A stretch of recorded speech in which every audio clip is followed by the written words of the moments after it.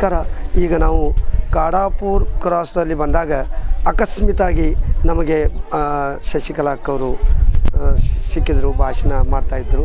ಅದು ಭಾಷಣ ಆದಮೇಲೆ ಅವರು ಎಡಬಿಡದ ಕೆಲಸದಲ್ಲಿ ಸಹಿತ ನಮಗೆ ಸಂದರ್ಶನ ಕೊಡ್ತಾಯಿದ್ರು. ಮೇಡಮ್, ನಿಮಗೆ ಹಾರ್ದಿಕ ಸ್ವಾಗತ. ಆಗಲೇ ನಾನು ನೋಡ್ತಾ ಇದ್ದೀನಿ ನಿಮ್ಮ 5 ವರ್ಷ ಕಾರ್ಯವೈಖರಿ, ದಿಟ್ಟ ಹೆಣ್ಣುಮಗಳಾಗಿ ನೀವು ಕೆಲಸ ಮಾಡ್ತಾಯಿದ್ದೀರಿ. ಈಗ ಪ್ರಚಾರ ಕಾರ್ಯ, ಈಗ ಅಣ್ಣಾ ಸಾಹೇಬ್ ಜೊಲ್ಲೆ ಅವರನ್ನು ಬಹುಶಃ ಒಂದೆರಡು ಸಲ ಸೋತಿದ್ದರು, ಕೆಲವು ಸಲ ಗೆದ್ದಿದ್ದರು. ನಿಮ್ಮನ್ನು ಗೆಲ್ಲಿಸ್ಲಿಕ್ಕೂ ಕಾರಣೀಭೂತರಾದಂಥ ಅಣ್ಣಾ ಸಾಹೇಬ್ ಜೊಲ್ಲೆ ಅವ್ರನ್ನ ನೀವು ಗೆಲ್ಲಿಸೋದು ಯಾವ ನಿಟ್ಟಿನಲ್ಲಿ ಪ್ರಯತ್ನ? ಅವ್ರು ನಿಮ್ಮನ್ನು ಗೆಲ್ಲಿಸಿದ್ರು, ನೀವು ಅವ್ರನ್ನ ಗೆಲ್ಲಿಸಬೇಕಾದ್ರೆ ನಿಮ್ಮ ಪ್ರಯತ್ನ ಯಾವ ನಿಟ್ಟಿನಲ್ಲಿ ಸಾಗಿದೆ? ಇವತ್ತು ದೇಶಾದ್ಯಂತ ನಡೀತಕ್ಕಂಥ ಲೋಕಸಭೆ ಚುನಾವಣೆಗೆ ನಮ್ಮ ರಾಷ್ಟ್ರೀಯ ಮುಖಂಡರು, ಭಾರತೀಯ ಜನತಾ ಪಕ್ಷದ ಮುಖಂಡರು, ರಾಜ್ಯದ ಮುಖಂಡರು, ಜಿಲ್ಲೆಯ ಮುಖಂಡರು ಎಲ್ಲರ ಆಶೀರ್ವಾದದಿಂದ ಈ ಬಾರಿ ಅಣ್ಣಾ ಸಾಹೇಬ್ರಿಗೆ MP ಟಿಕೆಟ್ ಸಿಕ್ಕಿದೆ.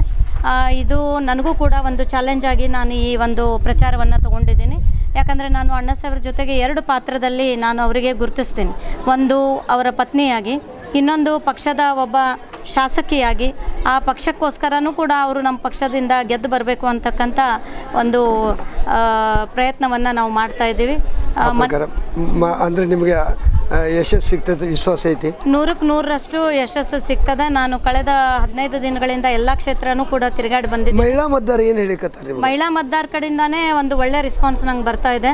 ಯಾಕಂದರೆ ನಾನು ನಿಪ್ಪಾಣಿಯಲ್ಲಿ ಮಾಡಿದಂಥ ಸೇವೆ ಇರ್ಬೋದು, ಅಥವಾ ಮೋದಿಜಿಯವರು ಕೊಟ್ಟಂಥ ಗ್ಯಾಸ್ ಯೋಜನೆ, ಬೇಟಿ ಬಚಾವ್ ಬೇಟಿ ಪಡಾವ್ ಯೋಜನೆ, ಮುದ್ರಾ ಯೋಜನೆ, ಇವುಗಳೆಲ್ಲನೂ ಕೂಡ ಕೇಳಿ ತಿಳ್ಕೊಂಡಿದ್ದಾರೆ. ಬಟ್ ಇನ್ನೂವರೆಗೂ ಈ ಭಾಗದ ಏನು ಆರಿಸಿ ಬಂದಂಥ ಲೋಕಪ್ರತಿನಿಧಿಗಳು, ಜನಪ್ರತಿನಿಧಿಗಳಿದ್ದಾರೆ, ಅವರು ಯಾವುದೇ ಈ ರೀತಿ ಯೋಜನೆಗಳು ಅವ್ರ ತನಕ ಮುಟ್ಟಿಸಿಲ್ಲ ಅಂತಕ್ಕಂಥ ಒಂದು ಮಾತನ್ನು ಹೇಳ್ತಾ ಇದ್ದಾರೆ. ಮತ್ತು ಅದು ನಮಗೆ ಅದು ಪ್ಲಸ್ ಆಗುತ್ತೆ ಅಂತ.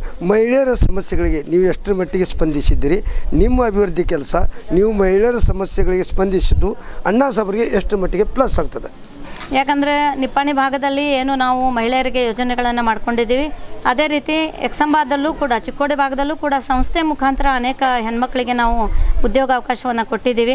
ಅದೆಲ್ಲನೂ ಕೂಡ ಈ ಭಾಗದಲ್ಲಿ ಪರಿಚಯ ಆಗಿದೆ. ನಾನು ಸುಮಾರು ಎಮ್ಕನ್ಮರಡಿ ಇರ್ಬೋದು, ಅಥಣಿ ಇರ್ಬೋದು, ಕುಡ್ಚಿ ಕಾಗವಾಡ ಇರ್ಬೋದು, ಆ ಕಡೆ ಹೋದಾಗ ಮಹಿಳೆಯರು ಅವರಾಗಿ ಹೇಳ್ತಾ ಇದ್ದಾರೆ, ಆ ಭಾಗದಲ್ಲಿ ಮಾಡಿದ್ದೀರಿ, ನಮ್ಮ ಭಾಗದಲ್ಲೂ ಕೂಡ ಮಾಡಬೇಕು ಅಂತ. ನಾವು ಆ ವಿಶ್ವಾಸವನ್ನು ಕೊಡ್ತಾ ಇದ್ದೀನಿ. ಅದಕ್ಕೆ ಮಹಿಳೆಯರು 100% ನಮ್ಮ ಪರವಾಗಿರ್ತಾರೆ ಅಂತಕ್ಕಂಥ ವಿಶ್ವಾಸ ಇದೆ. ಇದು ಇಲೆಕ್ಷನ್ ಕುಸ್ತಿ, ಜೊಲ್ಲೆ ಮತ್ತು ಹುಕ್ಕೇರಿ ಅವರ ಕುಸ್ತಿ ಟಫ್ ಅಂತ ನಿಮಗೆ ಅನಿಸ್ತಿದೆಯಾ? ನಾವು ಕಳೆದ 30-35 ವರ್ಷದಿಂದ ಒಂದೇ ಊರಿನಲ್ಲಿ 2 ನಾವು ಕುಟುಂಬಗಳಿರೋದ್ರಿಂದ ನಮಗದು ಕುಸ್ತಿ ಅಂತ ಯಾವತ್ತೂ ಟಫ್ ಅನಿಸಿಲ್ಲ. ಮತ್ತು ನಾವು ಯಾವಾಗಲೂ ಕೂಡ ಅವ್ರ ಜೊತೆಗೆ ಒಂದು ಕಠಿಣವಾದಂಥ ಸ್ಪರ್ಧೆ ಮಾಡ್ತಾ ಬಂದಿದ್ದೀವಿ. ಅವರು ರಾಜಕೀಯದಲ್ಲಿ ಮುಂದುವರೆದಿರ್ಬೋದು, ನಾವು ಸಹಕಾರ ಕ್ಷೇತ್ರದಲ್ಲಿ ಅಣ್ಣಾ ಸಾಹೇಬ್ರು ಮುಂದುವರೆದಿದ್ದಾರೆ, ನಾನು ಕೂಡ ರಾಜಕೀಯದಲ್ಲಿ ಈಗ ಮುಂದುವರೆದಿದ್ದೀನಿ. ಈ ಸಾರಿ ಅಣ್ಣಾ ಸಾಹೇಬ್ರು ಅವ್ರನ್ನ ಸೋಲಿಸ್ತಾರೆ ಅಂತಕ್ಕಂಥ ಭರವಸೆ. ಗೆಲ್ಲಿಸ್ತಾರೆ, ಅವರನ್ನು ಸೋಲಿಸ್ತಾರೆ ಅಣ್ಣಾ ಸಾಹೇಬ್ರು ಅವರನ್ನು ಸೋಲಿಸ್ತಾರೆ. ಚಿಕ್ಕೋಡಿ ಪ್ರತ್ಯೇಕ ಜಿಲ್ಲೆ ರಚನೆ ಬಗ್ಗೆ ನಿಮ್ಮ ಅಭಿಪ್ರಾಯ, ವೈಯಕ್ತಿಕ ಅಭಿಪ್ರಾಯ? ನಿಜವಾಗ್ಲೂ ಚಿಕ್ಕೋಡಿ ಪ್ರತ್ಯೇಕ ಜಿಲ್ಲೆ ಆಗುವಂಥ ಬಹಳಷ್ಟು ಅವಶ್ಯಕತೆ ಇದೆ. ಯಾಕಂದರೆ ಸುಮಾರು ಅಥಣಿ ತಾಲೂಕಿನ ಕೊನೆ ಹಳ್ಳಿಯಿಂದ ಬೆಳಗಾಂಗೆ ಹೋಗುವಂಥದ್ದು ಬಹಳ ಕಷ್ಟಕರವಾದಂಥದ್ದು. ನಾನು ಕೂಡ ಅಧಿವೇಶನದಲ್ಲಿ ಈ ಪ್ರಶ್ನೆ ಮಾಡಿದ್ದೆ. ಮತ್ತು ಈ ತಾಲೂಕಾ ಘಟಕದಿಂದ ನಮ್ಮ ಸಂಗಪ್ಪಗಳು ಅನ್ನೋರು ಅವರು ಕೂಡ ಹೋರಾಟ ಮಾಡ್ತಿದ್ದಾರೆ, ಅವ್ರಿಗೆ ನಮ್ಮ ಬೆಂಬಲ ಇದೆ. ಇದೆಲ್ಲ ಆದಮೇಲೆ ಚಿಕ್ಕೋಡಿ ಜಿಲ್ಲೆ ಮಾಡುವಂಥ ಒಂದು ಪ್ರಯತ್ನ ಮಾಡ್ತೀವಿ. ಕಾಂಗ್ರೆಸ್ ಪಕ್ಷ ಅಭಿವೃದ್ಧಿ ವಿಷಯದಲ್ಲಿ ಮತ ಕೇಳ್ತಾ ಇದೆ, ನೀವು ಮೋದಿ ಹೆಸರಿನಲ್ಲಿ ಮತ ಕೇಳ್ತಿದೆ ಎಂದು ಕಾಂಗ್ರೆಸ್ಸಿನವರು ಆರೋಪ ಮಾಡಿದ್ದಾರೆ. ಅವರು ಅಭಿವೃದ್ಧಿ ಹೆಸರು ಮೇಲೆ, ನಾವು ಮೋದಿಯವ್ರ ಹೆಸರು ಮೇಲೆ ಅಂತಕ್ಕಂಥ ಏನು ಆರೋಪವನ್ನು ಕಾಂಗ್ರೆಸ್ದವ್ರು ಮಾಡ್ತಾ ಇದ್ದಾರೆ. ಮೋದಿಜಿಯವರಂತೂ ಬಹಳ ಪ್ರಾಮುಖ್ಯತೆಯಲ್ಲಿ 5 ವರ್ಷದಲ್ಲಿ ನಮ್ಮ ದೇಶಕ್ಕೆ ಮಾಡಿದಂಥ ಸೇವೆಯನ್ನು ನೋಡಿದಾಗ ಮೋದಿಜಿಯವ್ರದ್ದು ಕೂಡ ದೊಡ್ಡ ಪಾತ್ರ ಇದೆ ಈ ಇಲೆಕ್ಷನಲ್ಲಿ. ಅದರ ಜೊತೆಗೆ ಅಣ್ಣಾ ಸಾಹೇಬರು ಕೂಡ ಏನು ಕಡಿಮೆ ಇಲ್ಲ. ಈ ಭಾಗದಲ್ಲಿ ಅವರು ಸಹಕಾರ ಕ್ಷೇತ್ರದಲ್ಲಿ ಅನೇಕ ಸೇವೆ ಮಾಡಿದ್ದಾರೆ. ಯಾವುದೇ ಸರ್ಕಾರದ ಅಧಿಕಾರ ಇಲ್ಲದೆ ಇದ್ದರೂ ಕೂಡ ಅನೇಕ ಸೇವೆ ಮಾಡಿದ್ದಾರೆ, ಅದು ಕೂಡ ಕೌಂಟ್ ಆಗುತ್ತೆ. ಜೊಲ್ಲೆ ಅವರು ಲೋಕಸಭಾ ವ್ಯಾಪ್ತಿಯಾದ್ಯಂತ ರೈತರಿಗೆ ನ್ಯಾಯ ಕೊಡುವುದು ಸಾಧ್ಯ ಇದೆ. ಯಾಕಂದರೆ ರೈತರ ಸಮಸ್ಯೆ ಭಾಳದು, ಅದು ಕಬ್ಬಿನ ದರ ಇರ್ಬೋದು, ಕಬ್ಬು ಸಮಸ್ಯೆ ಇರ್ಬೋದು, ನೀರಾವರಿ ಇರ್ಬೋದು, ಕೆರೆಗೆ ನೀರು ತುಂಬಿಸೋದು, ಅನೇಕ ಸಮಸ್ಯೆ. ಕೆಲವೊಂದು ಕಡೆ ಸವಳಿದೆ, ಇನ್ನೊಂದು ಕಡೆ ಕೆರೆಗೆ ನೀರಿಲ್ಲ, ಮಡ್ಡಿ ಊರೊಳಗೆ ಕುಡಿ ನೀರಿಲ್ಲ, ಹೊಲಕ್ಕೆ ನೀರಿಲ್ಲ. ಇಂಥ ಎಲ್ಲ ಸಮಸ್ಯೆಗಳಿಗೆ ಜೊಲ್ಲೆಯವರು ಸ್ಪಂದಿಸುವುದು ಸಾಧ್ಯ ಇದೆಯಾ? ನಿಜವಾಗ್ಲೂ ಅಣ್ಣಾ ಸಾಹೇಬ್ರನ್ನ ನೋಡಿದಾಗ ಅವರು ರೈತ ಕುಟುಂಬದಿಂದ ಬಂದಂಥವರು, ರೈತ ಮನೆತನದಿಂದ ಬಂದಂಥವರು. ಅವರಿಗೆ ರೈತರ ಬಗ್ಗೆ ಏನು ಹೇಳಬೇಕಾಗಿಲ್ಲ, ಅವರು ಚೆನ್ನಾಗಿ ಮಾಡೇ ಮಾಡ್ತಾರೆ. ಮತ್ತು ಆರ್ಸ್ ಬಂದಮೇಲೆ ನಮ್ಮದು ಮೊದಲನೇ ಅಜೆಂಡಾ ರೈತರ ಬಗ್ಗೆ, ಮಹಿಳೆಯರ ಬಗ್ಗೆ ಮತ್ತು ಯುವಕರ ಕೈಯಲ್ಲಿ ಉದ್ಯೋಗ ಅವಕಾಶ ಕೊಡೋದು ಮತ್ತೆ ಸರ್ವಾಂಗೀಣ ಅಭಿವೃದ್ಧಿ ಅಂತಕ್ಕಂಥದ್ದು. ರೈತರ ಬಗ್ಗೆ ಎಲ್ಲ ಅನುಭವ ಅಣ್ಣ ಸಾಹೇಬ್ರಿಗೆ ಇರೋದ್ರಿಂದ ಅದು ಅವ್ರು ಮಾಡೇ ಮಾಡ್ತಾರೆ ಅಂತಕ್ಕಂಥ ವಿಶ್ವಾಸ. ಇನ್ನು ಬಹಳ ನೀವು ಮುಂಜಾನೆಯಿಂದ ಸಾಯಂಕಾಲ ತಗ ತಿರುಗಾಡ್ತೀರಿ, ರಾತ್ರಿ ತಗ ತಿರುಗಾಡ್ತೀರಿ, ಯಾವಾಗ ಊಟ ಗೊತ್ತಿಲ್ಲ. ಇಷ್ಟು ತಿರುಗಾಡಿದಾಗ ಕ್ಷೇತ್ರದ ಜನರ ಸಮಸ್ಯೆ ಬಗ್ಗೆ ನಿಮಗೆ ಏನು ಒಂದು ಅನುಭವ ಬಂತು? ಬಹಳಷ್ಟು 8 ಕ್ಷೇತ್ರದಲ್ಲೂ ಕೂಡ ತಿರುಗಾಡಿದಾಗ 5 ವರ್ಷ ಸಂಸದರು ಆ ಕಡೆ ಹಾಯ್ದೇ ಇಲ್ಲ ಅಂತಕ್ಕಂಥ ಅಸಮಾಧಾನ ಎಲ್ಲರಿಗೂ ಕೂಡ ಬಹಳ ದೊಡ್ಡ ಪ್ರಮಾಣದಲ್ಲಿದೆ. ಮತ್ತು ಬಹಳಷ್ಟು ಕ್ಷೇತ್ರಗಳಲ್ಲಿ ನೀರಿನ ಸಮಸ್ಯೆ ಇದೆ. ಮತ್ತು ಮುಳುಗಡೆ ಆದಂಥ ಪ್ರದೇಶ ಅಮ್ಕನ್ಮರಡಿ ಕಡೆ ನೋಡಿದಾಗ ಮುಳುಗಡೆ ಆದಂಥ ಪ್ರದೇಶದ ಜನರಿಗೂ ಕೂಡ ನ್ಯಾಯ ಸಿಕ್ಕಿಲ್ಲ ಅಂತಕ್ಕಂಥದ್ದಿದೆ. ಮತ್ತು ಎಲ್ಲ ಕಡೆ ಹೋದಾಗ ಮಹಿಳೆಯರು ಮತ್ತು ಎಲ್ಲ ಹಿರಿಯರು ಕೂಡ ನಮ್ಮಲ್ಲಿ ಕಲ್ತಂಥ ಹುಡುಗರಿದ್ದಾರೆ, ಅವ್ರ ಕೈಗೆ ನೌಕರಿ ಇಲ್ಲ ಅಂತ ಅವರು ಖಾಲಿ ಇರೋದ್ರಿಂದ ವ್ಯಸನಕ್ಕೆ ಅಧೀನ ಆಗ್ತಾ ಇದ್ದಾರೆ ಅಂತಕ್ಕಂಥ ಒಂದು ಮಾತು ಕೂಡ ನನಗೆ ಭಾಳಷ್ಟು ಜನ ಹೇಳಿದರು. ಮತ್ತು ಹೆಣ್ಮಕ್ಳು ಕೂಡ ಮನೇಲಿ ಕೂತು ನಾವು ಉದ್ಯೋಗಾವಕಾಶ ಬೇಕು ಅಂತಕ್ಕಂಥ ಮಾತನ್ನು ಹೇಳಿದರು. ಮತ್ತು ಭಾಳಷ್ಟು ಕಡೆಗಳಲ್ಲಿ ಶಾಲೆಗೆ ಮೂಲಭೂತ ಸೌಕರ್ಯಗಳಿಲ್ಲ, ಕ್ಲಾಸ್ ರೂಮ್ಸ್ ಇಲ್ಲ, ನೀರಿನ ವ್ಯವಸ್ಥೆ ಇಲ್ಲ. ಅದು ಕೂಡ ನೋಡಿದಾಗ ಇವೆಲ್ಲ ಸಮಸ್ಯೆಗಳನ್ನು ಅವ್ರು ನನ್ನ ಹತ್ರ ಹೇಳಿದ್ದಾರೆ, ನಾನು ನೋಟ್ ಮಾಡ್ಕೊಂಡಿದ್ದೀನಿ. ಬರ್ತಕ್ಕಂಥ ದಿನಮಾನದಲ್ಲಿ ಜಿಲ್ಲೆಯವರು ಮತ್ತು ನೀವು ಸೇರಿ ಎಲ್ಲ ಕ್ಷೇತ್ರದಾದ್ಯಂತ ಯಾಕಂದರೆ ದೊಡ್ಡ ಕ್ಷೇತ್ರ ಇದು, ಬಹುಶಃ ಕರ್ನಾಟಕ ರಾಜ್ಯದಲ್ಲೇ ದೊಡ್ಡ ಕ್ಷೇತ್ರ, 600 ಹಳ್ಳಿ ಸಂಚರಿಸೋದು ಸಾಧ್ಯ ಆಗಿದೆಯಾ? ಸುಮಾರು ಆದಷ್ಟು ಹಳ್ಳಿಗಳನ್ನು ನಾವು ಇಬ್ಬರು ಕೂಡ ಆದಷ್ಟು ಹಳ್ಳಿಗಳನ್ನು ನಾವು ಕವರ್ ಮಾಡಿದ್ದೀವಿ.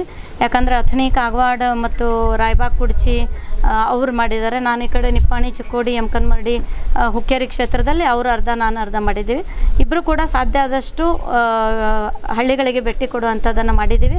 ಎಲ್ಲಿ ಭೇಟಿ ಕೊಡೋಕ್ಕಾಗಲ್ಲ ಅಲ್ಲಿ ನಾವು ಮತ್ತೆ ಇದು ಮುಗಿದ ಮೇಲೆ ಗೆದ್ದ ಮೇಲೆ ಪ್ರತಿಯೊಂದು ಹಳ್ಳಿಗೂ ಕೂಡ ನಾವು ಸಮಯ ಕೊಡ್ತೀವಿ ಅಂತಕ್ಕಂಥ. ಇನ್ನು ನಾವು ಕಾಂಗ್ರೆಸ್ ಅವರು ಹೇಳಿದ್ರು, ನಾವು ಸ್ವಲ್ಪ ಸರ್ವೆ ಮಾಡುವಾಗ ನಿಮ್ಮ ನಿಪ್ಪಾಣಿಯವರು ಕೆಲವೊಂದು ಜನ, ಅದು ಯಾರಂತ ಹೇಳಂಗಿಲ್ಲ, ಜನ ಹೇಳಿದರು ಸರ್ವೆ ಮಾಡುವಾಗ, ಈಗ ಸರ್ವೆ ಮಾಡ್ತಾ ಬರ್ತಾಯಿದ್ವಿ, ಅವಾಗ ಹೇಳಿದರು ನಿಪ್ಪಾಣಿ ಕ್ಷೇತ್ರದಲ್ಲಿ ಎಸ್ಪೆಷಲಿ MLA ಎಲೆಕ್ಷನ್ಗೆ ಶಶಿಕಲಾ ಅಕ್ಕವ್ರು ಬೇಕು, MP ಎಲೆಕ್ಷನ್ಗೆ ನಾವು ಪ್ರಕಾಶ್ ಹುಕ್ಕೇರಿ ಅಂದರು. ನೀವೇನು ಹೇಳ್ತೀರಿ, ಇದನ್ನ ಹೆಂಗೆ ತಡಿತೀರಿ? ಇದು ನನಗನ್ಸೋ ಮಟ್ಟಿಗೆ ನಿಪ್ಪಾಣಿ ಕ್ಷೇತ್ರದಲ್ಲಿ ನೀವು ಹೆಚ್ಚಿನ ಮತ ನಿಮ್ಮದು ಅದ.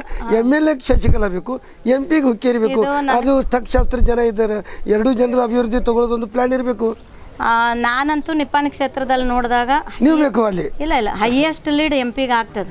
ನನಗೇನು ಲೀಡ್ ಆಗಿತ್ತು, ಲೀಡ್ ಹೆಂಗೆ ನೀವು ಮುರಿತೀರಿ ಅಂತೀರಿ? ಈ ಲೀಡ್ ನನಗೇನು ಲೀಡ್ ಆಗಿತ್ತು ಅದಕ್ಕಿಂತ ಜಾಸ್ತಿ ಲೀಡ್ ಅಣ್ಣ ಸಾಹೇಬ್ರಿಗೆ ಸಾಧ್ಯ ಇದೆ, ಅದನ್ನ ಮಾಡಿ ತೋರಿಸ್ತೀವಿ. ಯಾಕಂದ್ರೆ MLA ಎಲೆಕ್ಷನ್ಗೆ ಇಡೀ ಎಲ್ಲ ದಿಗ್ಗಜರು ಕೂಡ ಒಂದ್ ಕಡೆ ಆಗಿದ್ರು. ನಾನು ಒಬ್ಬ ಸಾಮಾನ್ಯ ಹೆಣ್ಮಗಳು, ಅಣ್ಣ ಸಾಹೇಬ್ರು ಇಲ್ಲಿ ಚಿಕ್ಕೋಡಿಗಿದ್ರು, ನಾನು ಮತ್ತು ನನ್ನ ಸಾಮಾನ್ಯ ಕಾರ್ಯಕರ್ತರು ನಾವು ಹೋರಾಟ ಮಾಡಿ ನಾನು ಗೆದ್ದಿದ್ದೀನಿ. ಈಗ ನಿಪ್ಪಾಣಿ ಕ್ಷೇತ್ರದಲ್ಲಿ ನಿಮಗೆ ಯಾರು ಹೇಳಿದ್ರೋ ಗೊತ್ತಿಲ್ಲ, ಆದ್ರೆ ಅವ್ರು ನೀವು ಭೇಟಿ ಆದವರು ಕಾಂಗ್ರೆಸ್ದವ್ರು ಇರ್ಬೋದು, ಅವ್ರ ಪ್ರಕಾರ ಹೇಳಿರ್ಬೋದು. ಆದ್ರೆ ನನಗೆ ವಿಶ್ವಾಸ ಇದೆ, ನಿಪ್ಪಾಣಿ ಜನತೆ ನನಗೆ ಮಾಡಿರುವಂತ ಆಶೀರ್ವಾದಕ್ಕಿಂತ, ಯಾಕಂದ್ರೆ ನನ್ನನ್ನು ಅವರು ಮಗಳಂತ ಸ್ವೀಕಾರ ಮಾಡಿದ್ದಾರೆ ನನ್ನ ತವ್ರ ಮನೆ ಇರೋದ್ರಿಂದ. ಆದ್ರೆ ಮಗಳಿಗಿಂತ ಹೆಚ್ಚು ಅಳಿಯನ ಮೇಲೆ ಪ್ರೀತಿ ಇದೆ. ಅದಕ್ಕೆ ಅಳಿಯನ್ನ ನನಗಿಂತ ಜಾಸ್ತಿ ಲೀಡ್ನಿಂದ ಗೆಲ್ಲಿಸ್ಕೊಡ್ತೇವೆ, ಲೀಡ್ ಕೊಡ್ತೇವೆ ಅಂತ ಅವರು ನನಗೆ ಚಾಲೆಂಜ್ ಮಾಡಿದ್ದಾರೆ. ಯಾವ ಕ್ಷೇತ್ರದಲ್ಲಿ ಅಥವಾ ಯಾವ ತಾಲೂಕಿನಲ್ಲಿ ನಿಮಗೆ ಹೆಚ್ಚಿನ ಬೆಂಬಲ ಕಾಣಿಸ್ತಾ ಇದೆ? ಎಲ್ಲ ತಾಲೂಕಿನಲ್ಲಿ ಕುಡ್ಚಿ ಇರ್ಬೋದು, ಅಥಣಿ ಇರ್ಬೋದು, ನಿಪ್ಪಾಣಿ ಇರ್ಬೋದು, ಆಮೇಲೆ ಎಮ್ಕನ್ಮರಡಿ ಇರ್ಬೋದು. ಟಫ್ ಅಂತ ನಾನು ಎಲ್ಲೂ ಹೇಳಂಗಿಲ್ಲ, ಎಲ್ಲ ಕಡೆ ಒಳ್ಳೆ ರೀತಿಯಿಂದ ಇದೆ. ಬೇರೆ ಯಾಕಂದ್ರೆ ಚಿಕ್ಕೋಡಿ ಕ್ಷೇತ್ರವನ್ನು ನೋಡಿದಾಗ ಅವ್ರು ಇದಾರಪ್ಪ, ನಾವು ಹೊರಗಡೆ ಬಂದರೆ ಮುಂದೆ ನಮಗೆ ಸಮಸ್ಯೆ ಆಗಬಾರ್ದು ಅಂತ ಕೆಲವೊಂದು ಜನ ಒಳಗಡೆ ಇದ್ಕೊಂಡು ಕೂಡ ಮಾಡುವಂಥ ಚಾನ್ಸಸ್ ಇದ್ದಾವೆ. ಯಾವ ಕ್ಷೇತ್ರನೂ ನನಗೆ ನೆಗೆಟಿವ್ ಅನ್ಸಂಗಿಲ್ಲ ಅಥವಾ ಲೀಡ್ ಕಡಿಮೆ ಆಗ್ಬೋದು ಅಂತ ಅನ್ಸಂಗಿಲ್ಲ. ಜನರ ಉತ್ಸಾಹ ಬಹಳ ಹೆಚ್ಚು ರೀತಿಯಿಂದ ಇದೆ. ಈ ಸರ್ತಿ ಯುವಕರೆಲ್ಲ ಹೊರಗೆ ಬಿದ್ದಿದ್ದಾರೆ, ಅವ್ರವ್ರ ಮಟ್ಟಕ್ಕೆ ಅವ್ರವ್ರ ಪ್ರಚಾರ ಮಾಡ್ತಾ ಇದ್ದಾರೆ. ಎಲ್ಲ ಕ್ಷೇತ್ರದಲ್ಲೂ ಕೂಡ ಲೀಡ್ ಚೆನ್ನಾಗಾಗ್ತದೆ. ನಿಮ್ಮ ಪಕ್ಷದ BJP ಪಕ್ಷದ ಕಾರ್ಯಕರ್ತನಿಂದ ಹಿಡಿದು BJP ನಾಯಕರ ಮಟ್ಟಿಗೆ ನಮ್ಮ ಭಾಗದ ಬೆಳಗಾವಿ ಜಿಲ್ಲೆಯ ಎಲ್ಲ BJP ನಾಯಕರು ಪ್ರಾಮಾಣಿಕವಾಗಿ 22ನೇ ತಾರೀಕು ತನಕ ಜೊಲ್ಲೆಯವರ ಪರವಾಗಿ ನಿಲ್ತಾರಂತ ನಿಮಗೆ ವಿಶ್ವಾಸ ಇದೆಯಾ? ಇಂಟರ್ನಲ್ ಪಾಲಿಟಿಕ್ಸ್ 8 ಕ್ಷೇತ್ರಗಳಲ್ಲಿ ಇರ್ತಕ್ಕಂಥ BJP ನಾಯಕರು, ಕಾರ್ಯಕರ್ತರು, ನಾಯಕರು, ನಮ್ಮ ಸಿಟ್ಟಿಂಗ್ MLAs ಇರ್ಬೋದು, ಡಿಫಿಟೆಡ್ MLAs ಇರ್ಬೋದು, ನಮ್ಮೆಲ್ಲ ಪದಾಧಿಕಾರಿಗಳಿರ್ಬೋದು, ZPTP ಮೆಂಬರ್ ಇರ್ಬೋದು, ಎಲ್ಲರೂ ಕೂಡ ಒಕ್ಕಟ್ಟಿನಿಂದ ನಾವು ಕೆಲಸ ಮಾಡ್ತಾ ಇದ್ದೀವಿ. ಎಲ್ಲರೂ ನಾವು ಆ ಕ್ಷೇತ್ರಕ್ಕೆ ಹೋದಾಗ ನಮ್ಮ ಜೊತೆಲಿ ಇರ್ತಾರೆ, ನಾವಿಲ್ದಾಗ ಅವರೇ ಪ್ರಯತ್ನ ಮಾಡಿ ಅಲ್ಲಿ ಪ್ರಚಾರ ಮಾಡ್ತಾ ಇದ್ದಾರೆ. ಎಲ್ಲರೂ ಕೂಡ 22ನೇ ತಾರೀಕು ಅನ್ನೋಕ್ಕಿಂತ 23ನೇ ತಾರೀಕು ವೋಟಿಂಗ್ ಮುಗಿಯೋವರೆಗೂ ಸಹಿತ ನಾವೆಲ್ಲರೂ ಒಕ್ಕಟ್ಟಿನಿಂದ ಇರ್ತೀವಿ. ಅಣ್ಣಾ ಸಾಹೇಬ್ರು ಗೆಲ್ಲಿಸುವಂಥ ಪ್ರಯತ್ನ ಮಾಡಿ. ಕೊನೆಯದಾಗಿ ವೀಕ್ಷಕರಿಗೆ ಸಂಕ್ಷಿಪ್ತದಲ್ಲಿ ಏನು ಹೇಳಿಸ್ತೀರಿ? ಎಲ್ಲ ನನ್ನ ಚಿಕ್ಕೋಡಿ ಲೋಕಸಭಾ ಮತಕ್ಷೇತ್ರದ ಎಲ್ಲ ನನ್ನ ಮತದಾರ ಬಂಧು ಬಹಿಣಿಯರಿಗೆ ನಾನು ನಮಸ್ಕಾರಗಳನ್ನು ಹೇಳ್ತೇನೆ. ಮತ್ತು 5 ವರ್ಷ ಮೋದಿಜಿಯವರು ಮಾಡಿದಂಥ ನಮ್ಮ ದೇಶದ ಅಭಿವೃದ್ಧಿ ಇದು ಮೊದಲನೇದು. ಎರಡನೇದಾಗಿ ಸಹಕಾರ ಕ್ಷೇತ್ರದಲ್ಲಿ ಯಾವುದೇ ತಮ್ಮ ಕೈಯಲ್ಲಿ ಸರ್ಕಾರದ ಪದ ಇಲ್ಲದಿದ್ದರೂ ಕೂಡ ಸಹಕಾರ ಕ್ಷೇತ್ರದಿಂದ ಬಹಳ ದೊಡ್ಡ ಸಮಾಜ ಸೇವೆಯನ್ನು ಅಣ್ಣಾ ಸಾಹೇಬರು ಕೂಡ ಮಾಡಿದ್ದಾರೆ. ಒಂದು ಚಾನ್ಸನ್ನು ಅಣ್ಣಾ ಸಾಹೇಬ್ ಜೊಲ್ಲೆ ಅವರಿಗೆ ಒಂದು ಪರಿವರ್ತನೆಯಾಗಿ ನೀವು ಮಾಡಿಕೊಡ್ರಿ. 5 ವರ್ಷದಲ್ಲಿ ಕಳೆದ 30 ವರ್ಷದಲ್ಲಿ ಆಗದೇ ಇರತಕ್ಕಂಥ ಒಂದು ಒಳ್ಳೆ ರೀತಿಯ ಅಭಿವೃದ್ಧಿ ಅಣ್ಣಾ ಸಾಹೇಬರು ಮಾಡಿಕೊಡ್ತಾರೆ ಅಂತಕ್ಕಂಥ ಭರವಸೆ ಇದೆ. ಮತ್ತು ನೀವೆಲ್ಲರೂ ನಮಗೆ ಆಶೀರ್ವಾದ ಮಾಡಬೇಕು, ಅಣ್ಣಾ ಸಾಹೇಬ್ರಿಗೆ ಆಶೀರ್ವಾದ ಮಾಡಬೇಕು. 5 ವರ್ಷ ನಾವು ಸೇವೆ ಮಾಡ್ತೀವಿ ಅಂತಕ್ಕಂಥ ಮಾತನ್ನು ಹೇಳ್ತೀವಿ. ಶಶಿಕಲಾ ಅವರೇ, ಭಾಳ ಪ್ರಚಾರದ ಬಿಡುವಿನಲ್ಲಿ ಸಹಿತ ನಮ್ಮೊಟ್ಟಿಗೆ ಅತ್ಯಂತ ಪ್ರೀತಿಯಿಂದ ಮಾತನಾಡೋದಕ್ಕೆ ಧನ್ಯವಾದ.